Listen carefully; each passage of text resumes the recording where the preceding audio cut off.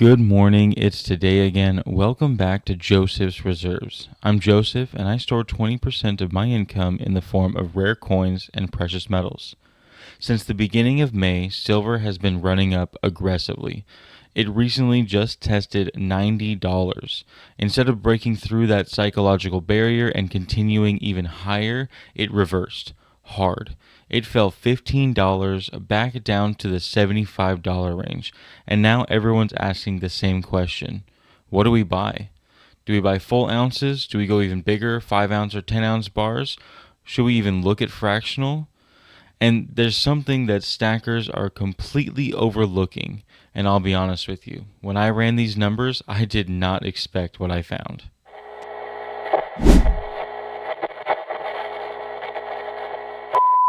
Congratulations to Silver Serpents for being the first to comment on my last video. Thank you for the support. Y'all go down into the comments to find him and start a conversation.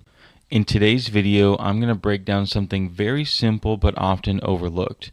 What actually happens when we compare the different sizes of silver, not just the buy price, but the real cost of getting in and out of them, buying and selling them, the complete spread.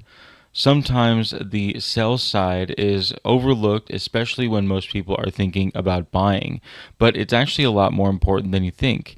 How much someone is willing to spend on a coin that you're trying to sell them often can say a whole lot about where the market is going as a whole, or really how each product is being interacted with on the wholesale level. Essentially, we can think about it this way. The amount of spread that one product contains is directly correlated to the amount of time that the dealer expects to be holding it in that position.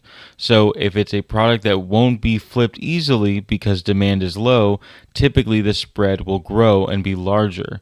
If it's something that has a very high demand or expects to be in a high demand soon, then the spread will come down. So today, I'm going to look at the spread on the 1/10 ounce, 1/4 ounce, half ounce, and 1 ounce silver.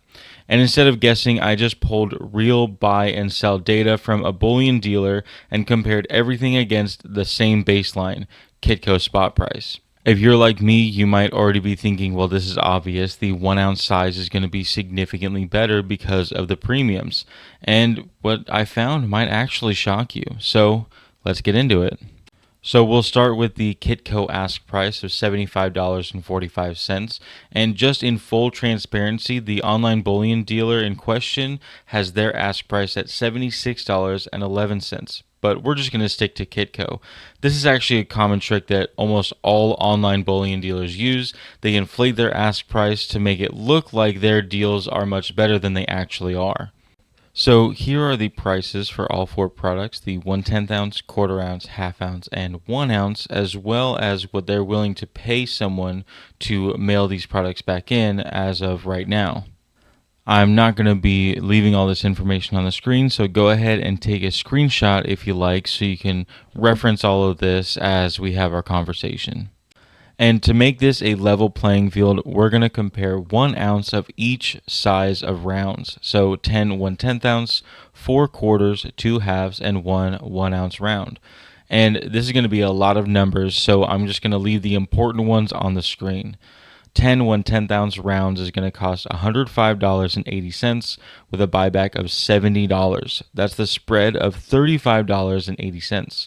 4 quarters is going to cost you $87.84 with a buyback of $66.12 with a total spread of $21.72. The half ounces is going to cost you $85.84 with a buyback of $63.12, a total spread of $22.72. And finally, the 1 ounce round is only going to cost you $83.93, but a shocking buyback price of $60.62, leaving a spread of $23.32 for the 1 ounce round. So now, after going through all these numbers, the things that really stand out to me isn't just which size is the cheapest or most expensive, it's the spread itself. Because the spread on silver, the difference between what you pay and what you get when you sell it back, is not small. And that raises an even bigger question. Why is it this high in the first place? A lot of people think that premiums are just random or dealers are just adding a markup, but in reality, there's a few very real reasons why these spreads exist. First is simple logistics. Every time silver changes hands, there's handling, storage, shipping, insurance, and liquidity risk. A dealer isn't just holding the metal, they're holding inventory, which can swing in value every single day. And when volatility increases, that risk increases too, so spreads widen. And what we've been told about fractional is that that effect gets amplified. There's the 1 ounce, and that's 1 unit. But then when there's 1/10 ounce coins, that's 10 separate pieces, 10 rounds to handle, to store, to verify, and resell. So even though the silver content is identical, the workload is not. That's a big part of why fractional silver tends to carry higher spreads. But that doesn't seem to be the reality at this case. If we look at the quarter ounce and even the half ounce silver, that spread is even smaller than the 1 ounce round. Is it possible at all that stackers are starting to stray away from the 1 ounce silver round? They might be going into the quarter ounce and half ounce more often now, and it seems like the quarter ounce is kind of that sweet spot. I think it's entirely possible to expect a new stacker to be a lot more comfortable spending $20 to $30 on a silver piece rather than $70 to $80.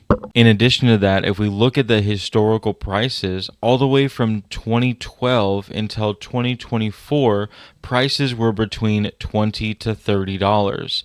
This seems like a strong historical price for a piece of silver. In addition to that, when the 1 ounce price was around that $20 mark, a regular premium to expect was $5 to $8 over spot, which is what we're seeing on the quarter ounce product today. And this is interesting because this isn't just a retail observation. Even the broader industry has hinted that there's more interest in fractional silver products over time. There's been ongoing discussions around fractional bullion formats, even speculations around whether larger institutions like the US Mint will start minting fractional silver pieces. Could you imagine a 1/4 ounce or even a 1/10 ounce silver eagle? I remember when silver was around $25 an ounce and there was a $15 premium per silver eagle. I could imagine that something similar to that could happen at $100 silver for a quarter ounce silver eagle. Looking at all these spreads, I'm curious about what the future of the silver market holds.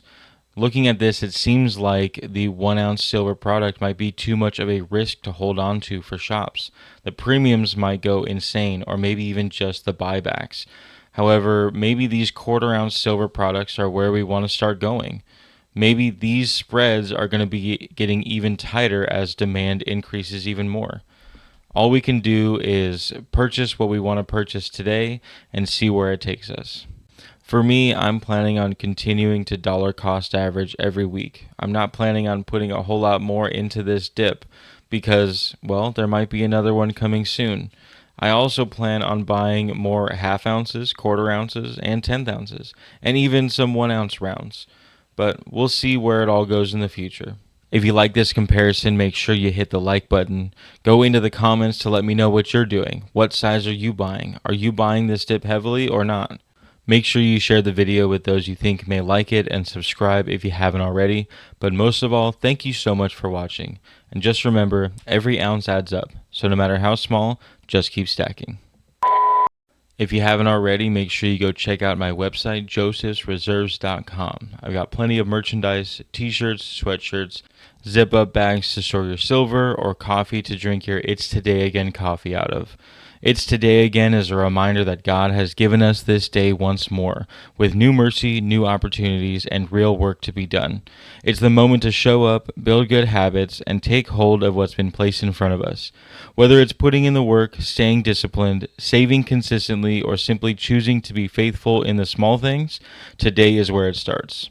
Encourage one another daily, as long as it is called today. Hebrews 3:13. So, take a breath, take a sip, and let's get to work. It's Today Again. You can now write me at Joseph's Reserves, 10160 Highway 242, Suite 800, number 401 in Conroe, Texas, zip code 77385. Make sure to include your information so I can write you back.